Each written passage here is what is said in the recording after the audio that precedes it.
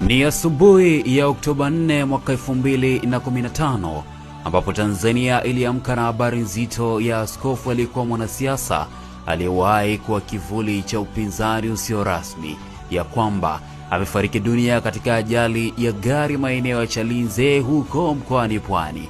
Kwa wengi lilionekana kana kwamba ni tukio la bahati mbaya. Kwa wachache waliomfahamu kwa undani, lilikuwa ni kama ukurasa wa mwisho wa simulizi iliyojaa moto wa haki, amani na ukinzani dhidi ya mifumo iliyowekwa na watawala. Askofu huyo si tu mwanasiasa, bali alikuwa taasisi ya upinzani binafsi, ambapo alizaliwa mwaka 1950 huko Nandanga mkoani Njombe. Huyu akitambuliwa kwa hotuba zake zenye msisimko wa lugha ya moja kwa moja.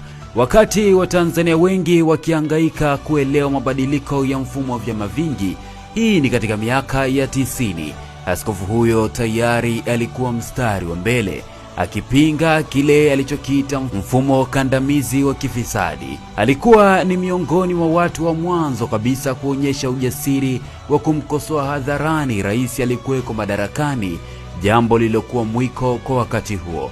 Najua wengi tunajiuliza, je, huyu ni nani?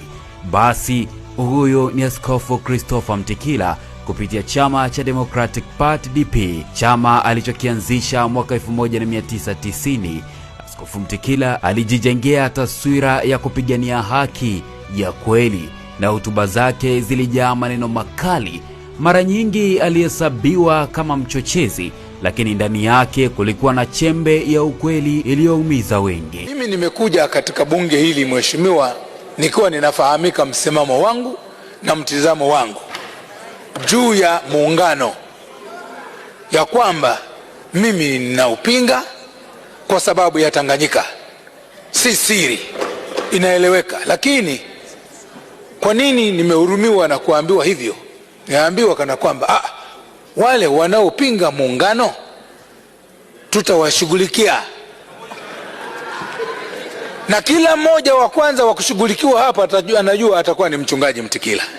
Alijenga hoja juu ya uwazi wa rasilimali, ukombozi wa kiuchumi kwa Watanzania, hawa wakiwa ni Watanzania wazawa, na upinzani dhidi ya kile alichokiita ubinafsishaji wa taifa. Ndani ya duru za karibu, Mtikila alijulikana kama mtu mwenye maono makubwa zaidi ya siasa za uchaguzi. Alikuja na ndoto ya kuanzisha vuguvugu la kitaifa la kupigania haki za raia kwa njia ya kikatiba, mfumo ambao ungeleta uwiano kati ya imani, uzalendo na hata uchumi. Watu waliokuwa karibu naye walieleza kuwa mara kadhaa alilazimika kuhisi kufuatiliwa, hasa mara baada ya kesi na migogoro mingi iliyopita juu yake. Hata hivyo, hakuwahi kuonyesha uoga.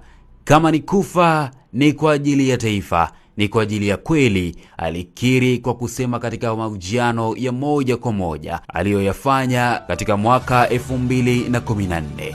Miezi michache kabla ya kifo chake, Mtikila alikuwa amerejea kwenye anga la kisiasa na kasi mpya na nguvu mpya. Alikuwa anakosoa kwa nguvu mwelekeo wa siasa wakati huo, na aliahidi kurudi ulingoni kwa nguvu zaidi baada ya uchaguzi wa mwaka 2015, lakini hatukuweza kusikia katika hotuba yake iliyofuata. Ajali iliyokatisha uhai wake iliacha maswali mengi. Wengine waliona ni ajali ya kawaida, wengine waliibua nadharia mbalimbali, lakini ukweli utabaki.